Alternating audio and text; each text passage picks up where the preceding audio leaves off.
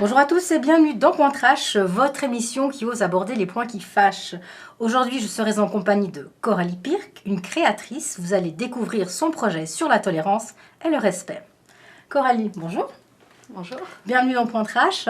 Merci à toi de me recevoir. Avec plaisir. Donc, si on t'accueille aujourd'hui, c'est pour ton exposition sur la tolérance, enfin contre le racisme, l'homophobie. À quel moment tu as eu l'envie de faire ce projet? Parce que tu es jeune et tu as déjà envie de te battre pour avoir une société plus belle pour l'avenir. C'est vrai. Ça fait longtemps que je fais des créations. Donc je crée toujours des personnages, des choses assez mystiques. Et ça s'arrête là. C'est un projet fixe. Et de par ma couleur, je ressens quand même aujourd'hui encore le racisme. Et j'avais envie, par la photo, de présenter quelque chose d'unique, de fort, un projet qui soit continu. Et de dévoiler au public quelque chose d'artistique et qu'on puisse en parler, qu'on puisse développer sur le sujet, puis parler de respect, de tolérance, que ce soit un couple, que ce soit une maman qui a adopté un enfant de couleur, que ce soit deux hommes, deux femmes qui s'aiment, peu importe, arrêtons simplement de nous juger. Parce que tu veux faire passer un message par l'art, mais quel est le but de le faire? J'aimerais bien que cette expo elle puisse voyager, qu'on puisse en discuter, qu'on puisse se remettre en question. Et j'ai remarqué en présentant les photos que beaucoup de gens ont une image très arrêtée. On voit deux hommes, on se dit tout de suite c'est deux homosexuels.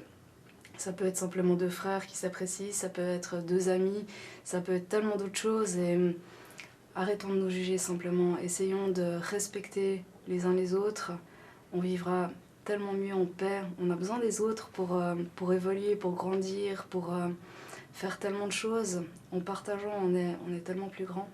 Oui, parce que tu as fait sur une année ce projet, je crois. Ouais, ça a pris un peu moins d'une année, 9 mois. Comme un bébé. Comme le temps de faire une vie, de construire une vie. Toutes les vies sont tellement belles, que ce soit les animaux, les êtres humains. On doit commencer à les respecter puis à s'entraider. Donc 11 photos, 11 duos. On va les faire défiler, on en parle juste après.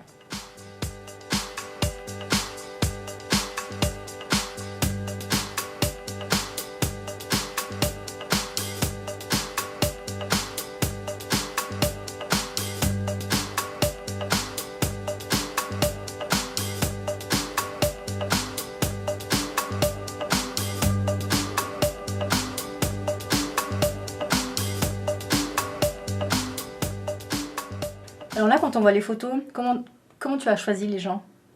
Alors je voulais qu'il y ait une différence qui soit assez flagrante, que ce soit des couples qui soient... Enfin des couples, des duos, parce que c'est pas des Donc couples. personne ne se connaissait là-dessus. Y a 2-3 couples qui se connaissent, enfin 2-3 duos qui se connaissent, mais c'est absolument pas des couples dans la vie, dans l'intimité.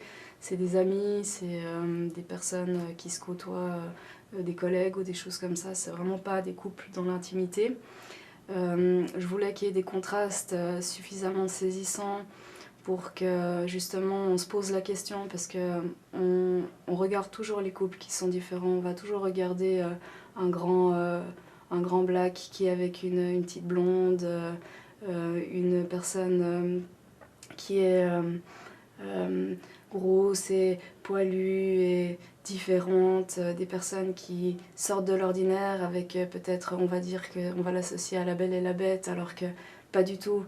Pas du tout, c'est juste un physique et c'est des personnes extraordinaires. Et j'ai vraiment aimé partager ce moment avec chacune de ces personnes, parce que c'est grâce à elles que le projet il est aussi beau. Elles ont mis beaucoup de leur âme, de leur cœur, et puis c'est ce qui fait que c'est un magnifique projet. Mais quand on sait que le mélange dérange depuis la nuit des temps, tu t'attends vraiment à ce que ça change avec une exposition? Je pense pas que ça va changer, mais je m'attends à ce que les gens se posent quand même des questions. Il y en a de toute façon certains qui se remettront en question, qui se poseront des questions, qui auront une discussion. Peut-être qu'il y a une personne sur 100 000 qui changera d'avis, mais s'il y en a déjà une qui change, c'est déjà génial.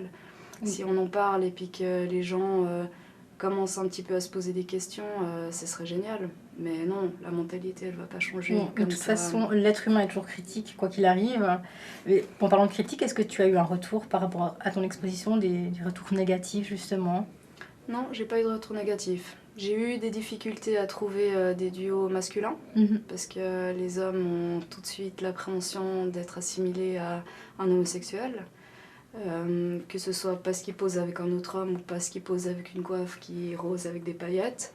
Mais non, j'ai que eu des retours positifs, que ce soit de professionnels, de personnes. Mais dans ce cas, pourquoi pas ne pas avoir pris de vrai couple? Pourquoi?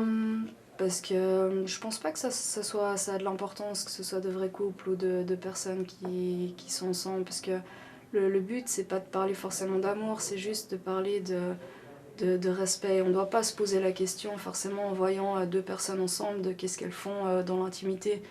Peu importe, quand tu vois deux personnes qui se promènent dans la rue, pourquoi on a tout de suite l'idée qu'on sait deux femmes de se dire elles couchent ensemble, ou de se dire qu'on sait deux hommes qui sont ensemble, que c'est des... Non, on doit pas, on doit arrêter de juger les gens, on doit arrêter de se dire cette personne elle est comme ça et cette personne ne devrait pas être avec cette personne.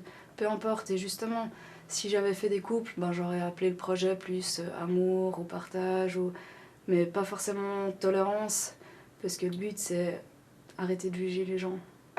Très bien. L'exposition s'appelle 1 + 1 = 11. Est-ce qu'on peut la voir à quelque part? On va la voir tout prochainement à quelque part au mois d'août. Je vous dirai plus prochainement la date du vernissage à Crans-Montana. Est-ce qu'on peut te suivre sur les sites Facebook? On peut donner l'adresse? Bien sûr, bien sûr. Alors sur Facebook, vous me trouvez sous Coralie Pirc. Et sur Instagram, vous me trouvez sur Coralie_Dark_Princess. Quand on regarde les photos, tout le monde a de très belles coiffes. Et je pense que c'est toi qui les as créées. C'est ça.